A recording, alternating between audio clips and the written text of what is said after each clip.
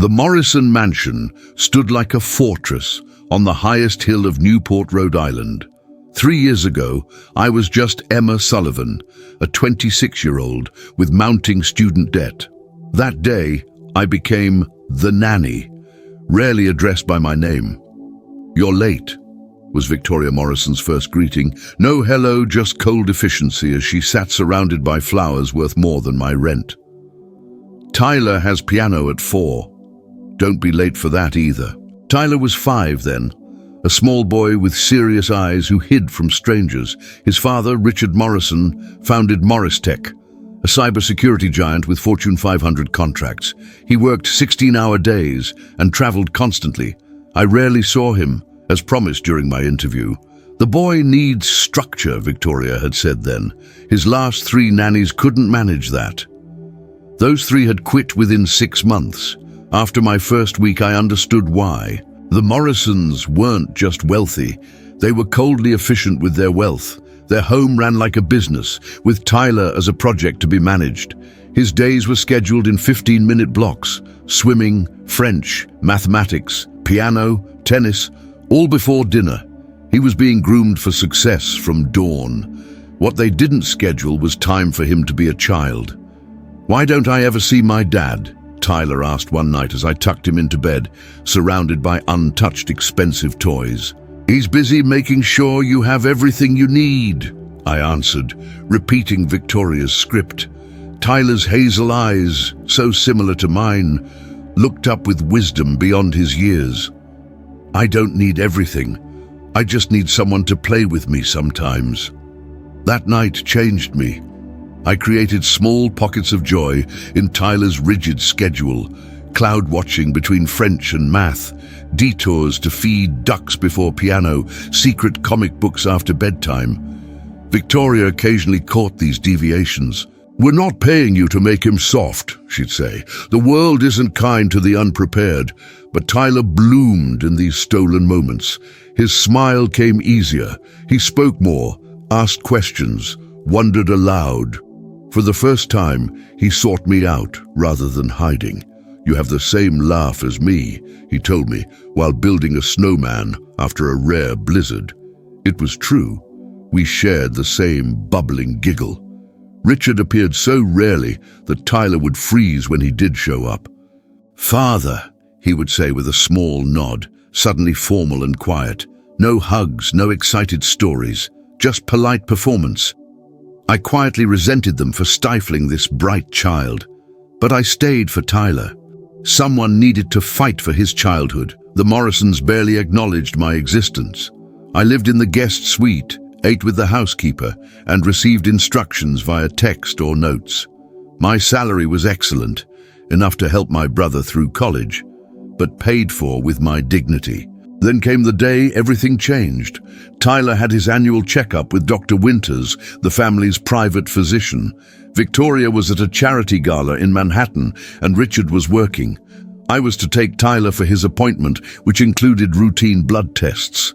"I don't like needles, Emma," Tyler whispered in the waiting room. "I'll be right there holding your hand. Maybe we can get ice cream after if you're brave." Dr. Winters, a kind older man who had delivered Tyler and been his doctor since birth, greeted us warmly.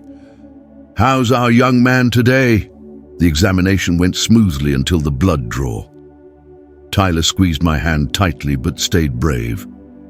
I was so proud of him. "All done." "You were so brave," Dr. Winters said, placing a superhero bandage over the tiny puncture. "Results will be ready in a few days." 2 days later, Dr. Winters called me directly rather than through his nurse. "Emma, I need to speak with the Morrisons urgently about Tyler's blood work. There's an anomaly I need to discuss. Can you arrange for them to come in today?" My heart dropped. "Is Tyler okay? Is he sick?" The pause was too long. "It's not an illness, but I need to see all of you in my office as soon as possible." I called Victoria immediately. For once, she answered directly. "What is it?" "I'm in a meeting.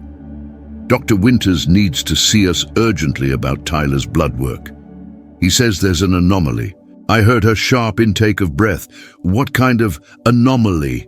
He wouldn't say over the phone, but he wants to see all of us today. You, Mr. Morrison, me, and Tyler. Why would he need you there? Her voice turned suspicious and cold. I don't know. He specifically asked for me to come too. An hour later, we sat in Dr. Winter's office. Victoria perched on her chair edge, Richard by the window looking impatient, Tyler playing with a toy car, and me feeling increasingly anxious. Dr. Winters entered carrying a folder, his expression grave. Thank you all for coming, he began. I've received Tyler's blood work results, and there's something we need to discuss immediately. Richard turned from the window. Is my son ill? No, Tyler is perfectly healthy, Dr. Winters assured him. But there's a genetic anomaly in his blood work that I can't reconcile with his medical history. Victoria's perfectly manicured hand gripped the armrest. What kind of anomaly? Dr. Winters looked at each of us, his gaze lingering on me in a way that made my skin prickle. Based on the genetic markers in Tyler's blood, there is an inconsistency with his parentage. The room went silent. Even Tyler stopped playing, sensing the tension. What exactly are you suggesting? Richard's voice was dangerously low. Dr. Winters took a deep breath. I'm not suggesting anything yet, but I would like additional tests. Specifically blood samples from both of you, he nodded to the Morrisons, and from you as well, Emma. From me, I stammered, confused. Why would you need my blood? Victoria's head snapped toward me, eyes narrowing. Yes, doctor, why would you need our Nanny's blood? Dr. Winters removed his glasses. Because there are genetic markers in Tyler's blood that suggest a biological relationship with Emma. Richard laughed without humor. That's absurd. My son was born in this hospital. Victoria and I were both here. I understand this is shocking, Dr. Winters said calmly, but I've run the tests twice. There are multiple matching genetic markers between Tyler and Emma that indicate a close biological relationship. Victoria stood abruptly. Are you accusing me of not being Tyler's mother? This is outrageous. I'm not accusing anyone, Dr. Winters replied. I'm presenting medical findings that require investigation. We should check all three adults' DNA against Tyler's. My mind raced. I had never met the Morrisons until Tyler was 5. I certainly hadn't given birth to him, I would remember that. But the doctor's serious expression told me this wasn't a mistake. I have no problem giving a blood sample, I said quietly. I have nothing to hide. Richard stared at me suspiciously. How convenient. Tyler tugged my sleeve. What's happening, Emma? Why is everyone angry? Just a mix-up with your doctor visit, buddy, I assured him, voice trembling. Nothing to worry about. Victoria's voice cut through the room. You're fired, effective immediately. Pack your things and be out tonight. Victoria, Dr. Winters interjected, I advise against hasty decisions until we have more information. This is ridiculous, Richard snapped. There's been a lab error. Run the tests again. I already have, Dr. Winters insisted. Twice. What followed was a blur of accusations and reluctant agreement to additional testing. Blood was drawn from all three adults. Tyler, bored with adult matters, returned to playing. Results should be available within 48 hours, Dr. Winters said as we left. Until then, I suggest everyone remain calm. The drive back was silent. Victoria sat with Tyler, physically shielding him from me. Richard had driven separately. You'll stay until the results come back, Victoria informed me coldly. But you're not to be alone with Tyler. Mrs. Henley will supervise all interactions. Those 2 days were endless. I was confined to my room, except for meals, eaten alone while Mrs. Henley watched me. I could hear Tyler asking for me, but wasn't allowed to see him.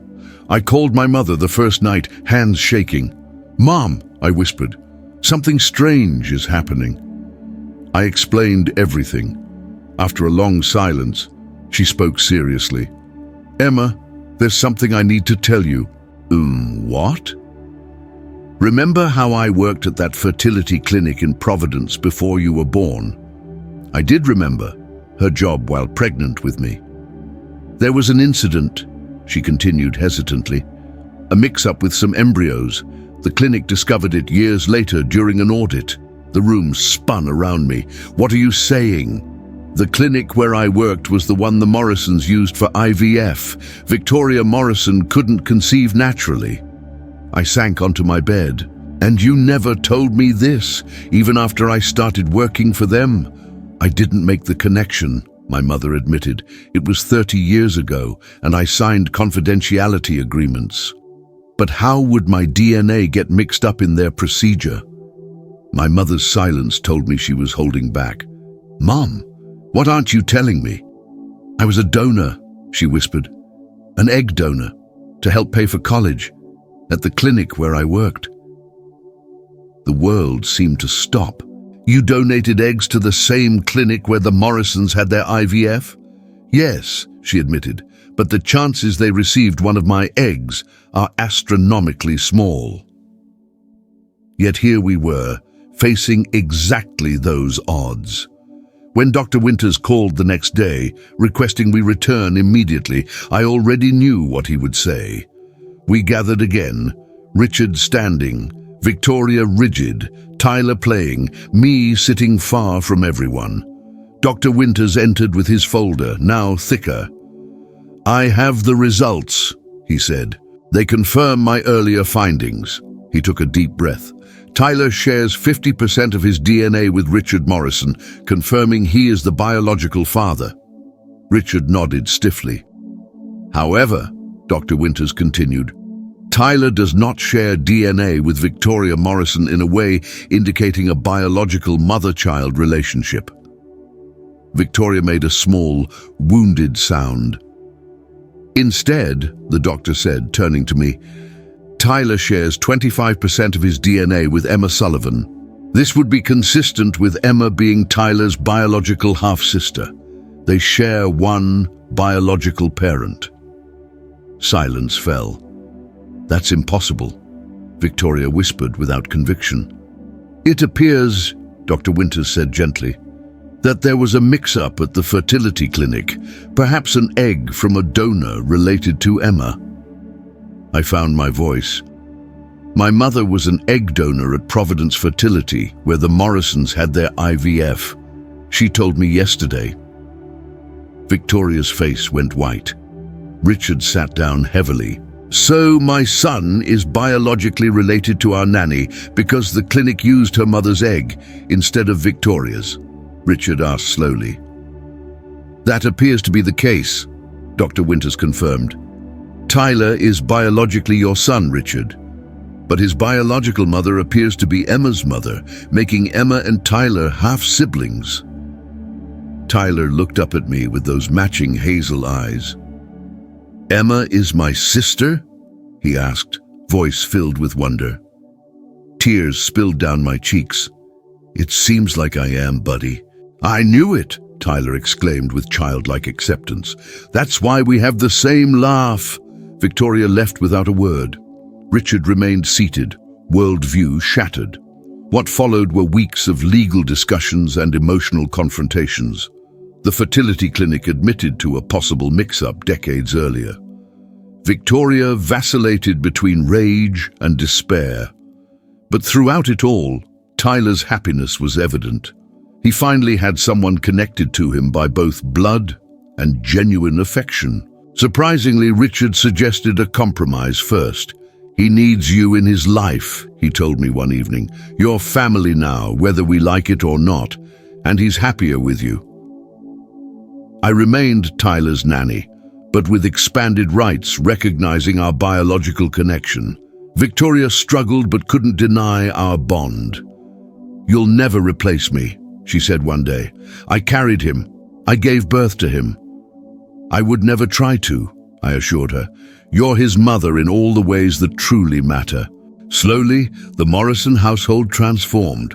Tyler's schedule relaxed. Family dinners became common, with Richard making an effort to be present.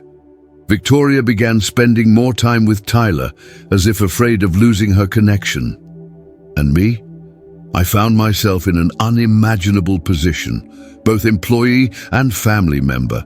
But when Tyler takes my hand and makes the same expressions I see in my mirror, I know some bonds transcend their discovery. Some connections are written in our blood, waiting to be found. 6 months after the revelation, life at the Morrison estate had found a new, delicate balance. I still lived in the East Wing, but my role had evolved beyond just the nanny. Victoria insisted on maintaining professional boundaries. I was still an employee after all, but the walls between us had begun to crumble, brick by reluctant brick. The most dramatic change was in Tyler. Knowing we shared a biological connection seemed to unlock something in him, a confidence, a sense of belonging that had been missing before. He no longer hid when strangers came to the house. He laughed more freely, expressed his opinions, even occasionally challenged his mother's rigid rules. "He's becoming quite assertive," Victoria remarked one afternoon as we watched Tyler argue passionately for an extra 15 minutes at the park. "I'm not sure if that's your influence or just knowing." "Maybe both," I offered cautiously. These moments of almost friendly conversation with Victoria were still new territory. Kids need to feel secure to express themselves. She gave me a sideways glance that wasn't entirely cold. "You have a degree in early childhood education, don't you? Richard mentioned it." I nodded, surprised Richard had bothered to remember or share that detail. "Perhaps we should revisit Tyler's schedule," Victoria said, sounding as if the words physically pained her. "With your input." It wasn't an apology or even a thank you, but from Victoria Morrison, it was practically a warm embrace. Richard's adjustment to the new reality was less visible but equally significant. He began coming home earlier some evenings. Occasionally, he would appear in the doorway of Tyler's room during story time, listening silently before disappearing again. Once he even joined us for a board game, sitting stiffly in his pressed suit, clearly uncomfortable but trying. After Tyler went to bed that night, Richard lingered in the hallway, waiting for me. "My father never played games with me," he said abruptly. He believed it was a waste of time. I didn't know how to respond to this unexpected confidence, so I just nodded. "I always thought I was doing better than him," Richard continued, staring at the wall behind me rather than meeting my eyes. "By providing for Tyler, by securing his future. Different isn't always better," I said gently. "Just different." Richard finally looked at me. "The clinic called today. They've completed their internal investigation." My breath caught.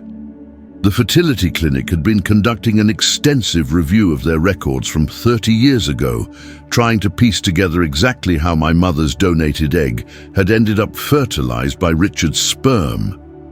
"And?" I prompted when Richard didn't continue. "There was a power outage during a procedure. When the backup generators kicked in, labels on several samples were damaged. They made assumptions based on appointment records."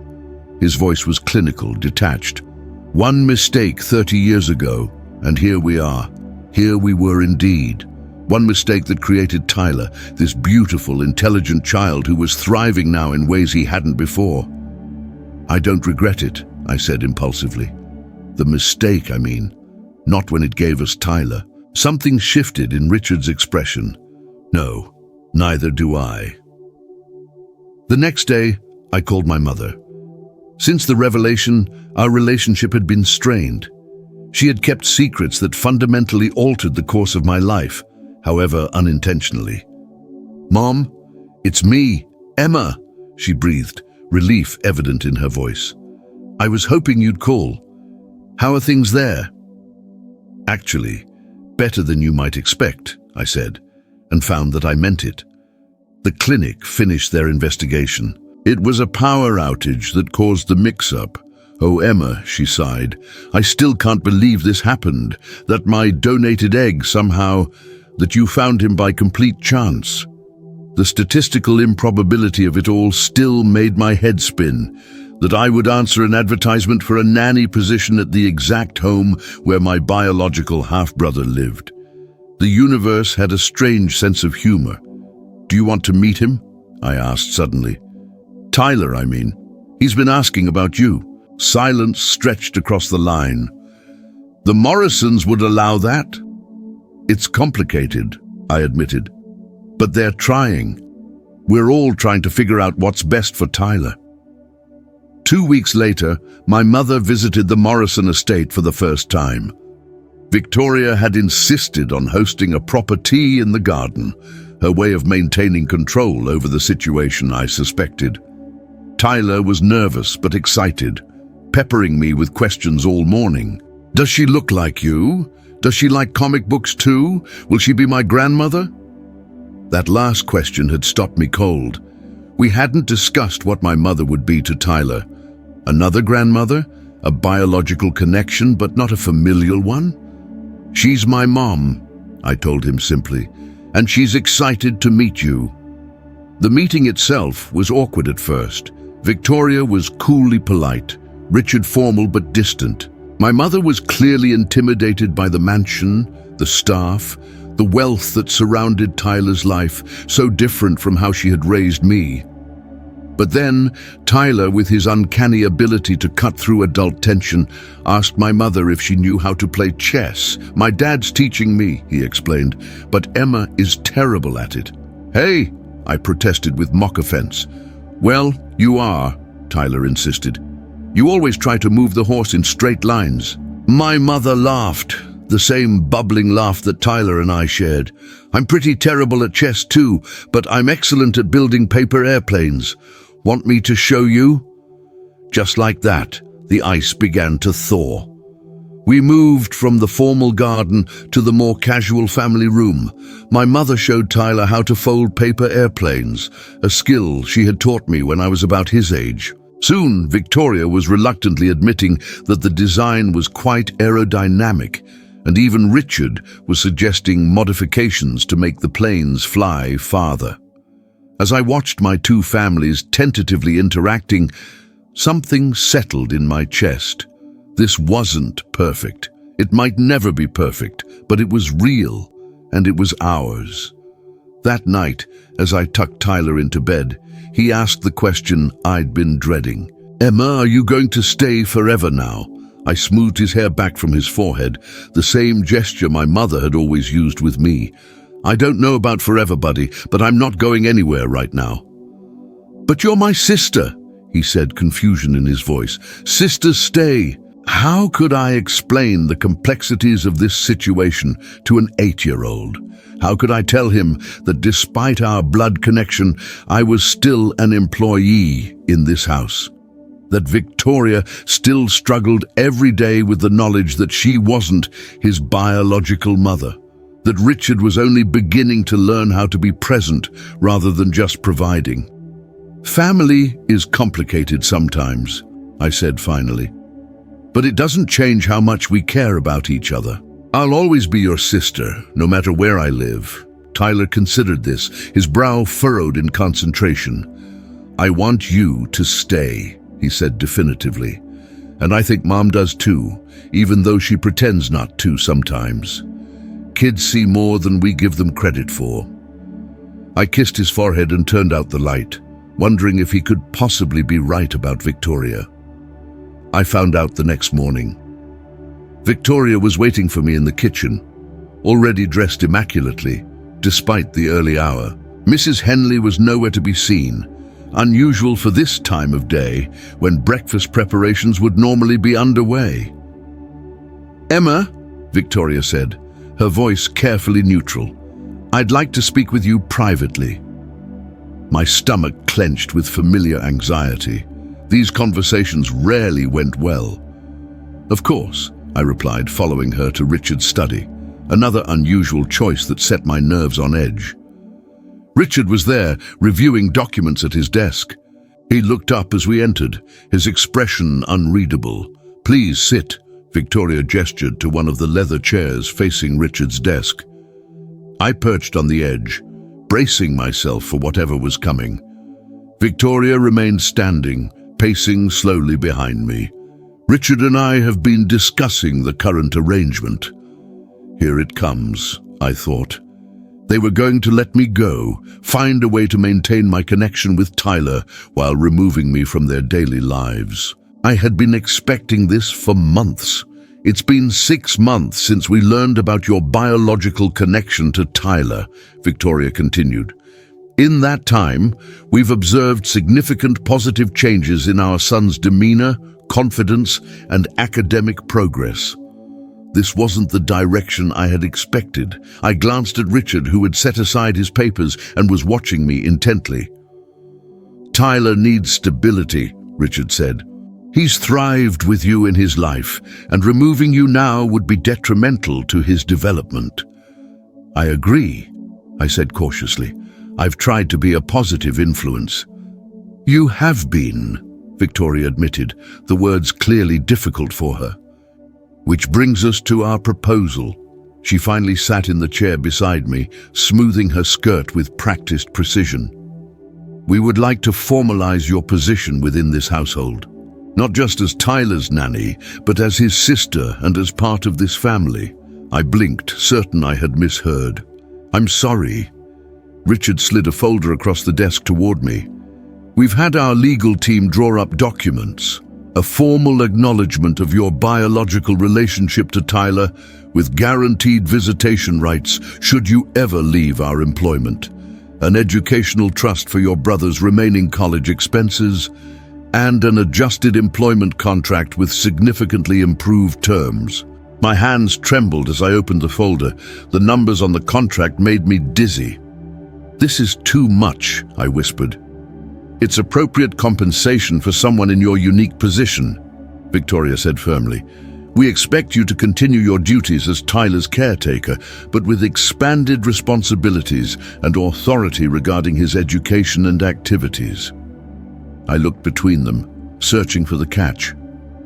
Why now? Victoria and Richard exchanged a glance that contained a silent conversation. Tyler asked us if you were leaving, Richard said finally. He's been worried. Children are perceptive. And, Victoria added reluctantly, I've come to recognize that my initial reaction was perhaps overly emotional. What matters is Tyler's well-being. You are good for him. From Victoria, this was practically a declaration of love. I felt tears threatening and blinked them back. There's one more thing, Richard said, pulling another document from his desk drawer. We'd like your permission to establish a relationship with your mother as well, a formal grandparent role for Tyler. This was too much to process. I don't know what to say. Say yes, Victoria suggested with surprising gentleness. We're trying to do what's right for everyone involved. I thought about Tyler, about the joy on his face when he discovered we were related, about my mother, who had missed so much of his life already, about the unexpected family we were all building, piece by awkward piece. Yes, I said, on one condition. Richard raised an eyebrow. Which is? Tyler needs more free time, more play, more opportunity to just be a kid. Victoria looked like she wanted to object, but Richard held up a hand. I agree. My own childhood was regimented. I don't want Tyler looking back with the same resentment I carry. It was the most personal statement I'd ever heard from him. Victoria's expression softened as she looked at her husband. Fine, she conceded, but he still needs structure. Structure with flexibility, I suggested. We can work together on finding the right balance. And so we did. Over the next year, the Morrison household transformed. Tyler's schedule loosened to include more free play and creative activities. My mother became a regular visitor, teaching Tyler to bake cookies and tell stories, skills Victoria had never learned from her own rigid upbringing. Richard started coming home for dinner most nights. Sometimes he even arrived early enough to throw a baseball with Tyler in the garden. Victoria still maintained high standards and expectations, but learned to express pride alongside her critiques. As for me, I found myself in an impossible role, part nanny, part sister, part bridge between worlds. There were still difficult days, moments when Victoria's insecurities flared or Richard retreated behind his work. There were still boundaries and reminders that despite everything, I remained an employee. But there were beautiful moments too. Tyler's 9th birthday party, where both families celebrated together. My graduation from the master's program, the Morrisons had encouraged me to pursue. The day Tyler won his science fair and looked for me first in the audience, his face lighting up when our eyes met. One evening, I found Victoria alone in the kitchen, staring at a photograph of herself holding newborn Tyler. "He may not have my DNA," she said without looking up, "but he has my heart.